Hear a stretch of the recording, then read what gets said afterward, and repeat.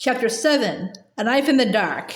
The third week went by and the fourth. Now there were only 4 weeks more. Though every morning Laura was anxious about the school day ahead, still it was not as bad as the Brewster's house, and every afternoon at 4 o'clock she drew a breath of relief. One more day had gone well. There were no blizzards yet, but February was very cold. The wind was like knives. Every Friday and Sunday, Almanzo Wilder had made a long, cold drive to take her home. Laura did not know how she could get through the week without looking forward to Saturday at home, but she felt sorry for Almanzo, who was making those cold drives for nothing. Much as she wanted to go home every week, she did not want to be under such an obligation to anyone. She was going with him only to get home, but he did not know that. Perhaps he was expecting her to go driving with him after she went home to stay. She did not want to feel obliged to go with him, neither could she be unfair or deceitful.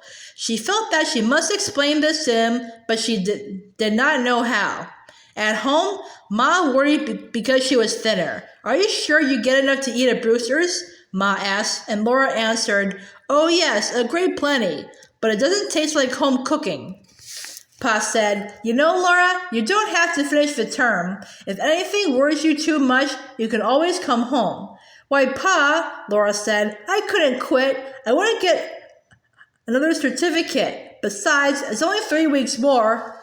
"I'm afraid you're studying too hard," Ma said. "You don't look like you get enough sleep." "I go to bed every night at 8 o'clock, Laura assured her. "Well, as you say, it's only 3 weeks more," said Ma. No one knew how she dreaded to go back to Mrs. Brewster's. It would do no good to tell them. Being at home every Saturday raised her spirits and gave her courage for another week. Still, it was not fair to take so much from Almanzo Wilder. He was driving her out to the Brewsters that Sunday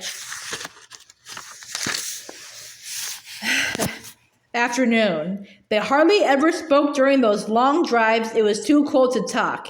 The jingling sleigh bells sounded frosty in the sparkling cold, and the light cutters sped so fast that the north wind following it was not very sharp on their backs. But he must face that wind all the way back to town. The Brewster shanty was not far ahead when Laura said to herself, "Stop shilly-shallying." Then she spoke out. She said, "I am going with you only because I want to get home. When I am home to stay, I will not go with you anymore. So now you know, and if you want to save yourself these long cold drives, you can." The words sounded horrid to her as she said them. They were abrupt and rude and hateful.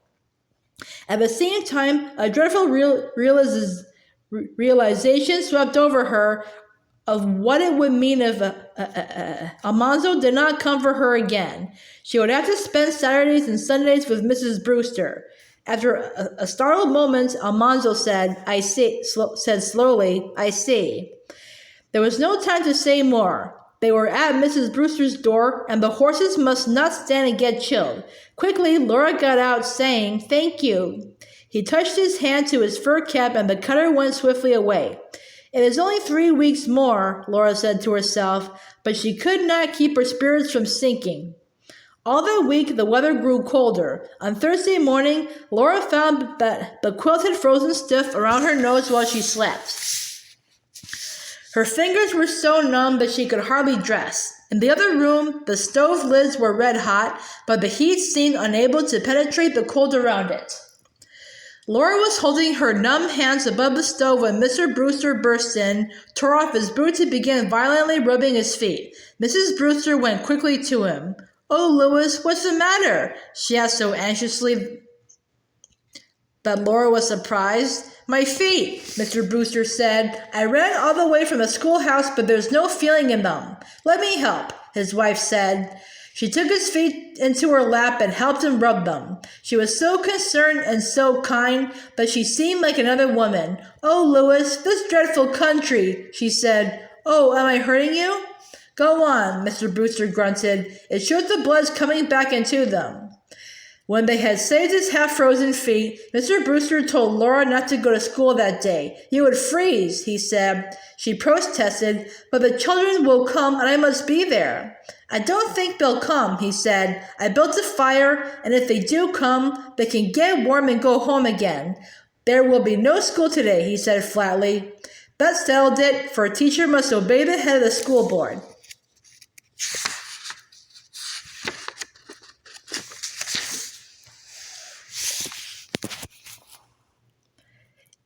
It was a long, wretched day. Mrs. Brewster sat huddled in a quilt close to the stove and solemnly brooding. Mr. Brewster's feet were painful, and Johnny fretted with a feverish cold. Laura did the dishes, made her bed in the freezing cold, and studied her school books. When she tried to talk, there was something menacing in Mrs. Brewster's silence. At last it was bedtime. Laura hoped desperately that tomorrow she could go to school. Meantime, she could escape by going to sleep. But cold in the bedroom took her breath away and stiffened her hands so she could hardly undress. For a long time she lay too cold to sleep, but slowly she began to be warmer. A scream woke her. Mrs. Brewster screamed, "You kicked me!" "I did not," Mr. Brewster said, "but I will if you don't go put up that butcher knife." Laura sat straight up. Moonlight was streaming over her bed from the window. Mrs. Brewster screamed again, a wild sound without words that made Laura's scalp crinkle. "Take that knife back to the kitchen," Mr. Brewster said. Laura peeped at the crack between the curtains. The moonlight shone through the calico and thinned the darkness so that Laura saw Mrs. Brewster standing there. Her long white flannel nightgown trailed on the floor and her black hair fell loose over her shoulders. In her upraised hand, she held the butcher knife. Laura had never been so terribly frightened. "If I can't go home one way, I can another," said Mrs. Brewster. "Go put that knife back," said Mr. Brewster. He lay still, but tensed to spring. "Will you or won't you?" she demanded.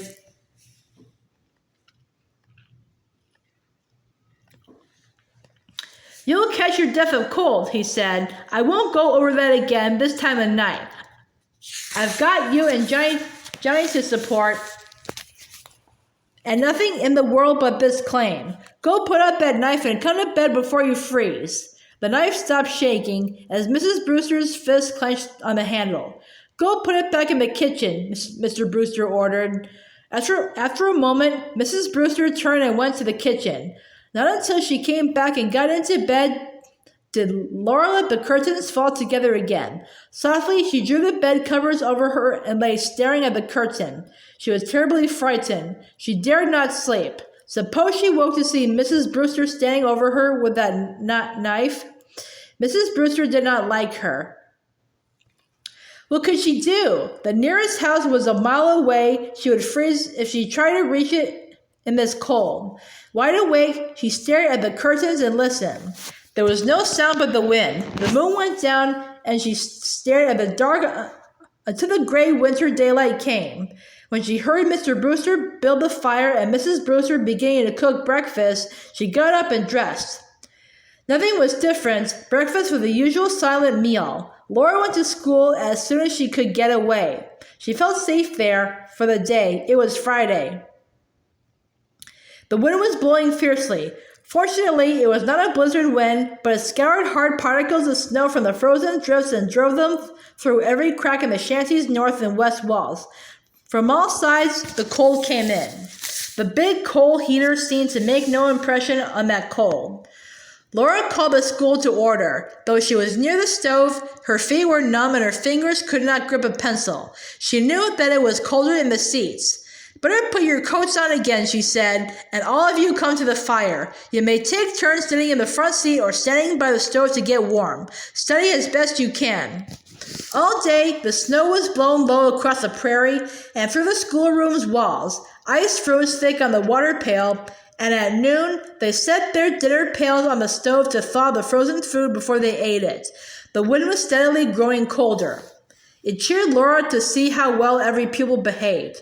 Not one took advantage of the disorder to be idle or unruly. No one whispered. They all stood by the stove, studying, and quietly turning about to warm their backs, and all their recitations were good. Charles and Clarence took turns.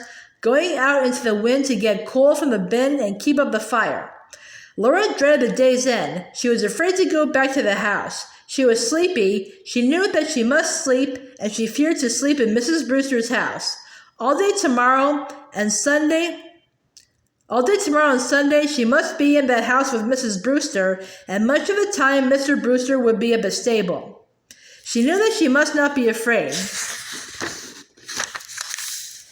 Pod always said that she must never be afraid. Very likely, nothing would happen. She was not exactly afraid of Mrs. Brewster, for she knew that she was quick and strong as a little French horse. That is, when she was awake, but she had never wanted so much to go home. It had been right to tell Almanzo Wilder the truth, but she wished that she had not done it so soon. Still, he would not have come so far in such bitter cold anyway. Every moment the wind blew stronger and colder.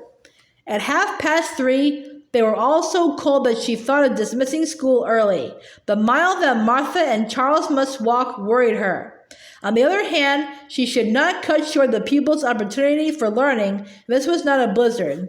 Suddenly, she heard sleigh bells. They were coming! In a moment, they were at the door. Prince and Lady passed the window, and Clarence exclaimed, "That Wilder's a bigger fool than I thought he was to come out in this weather."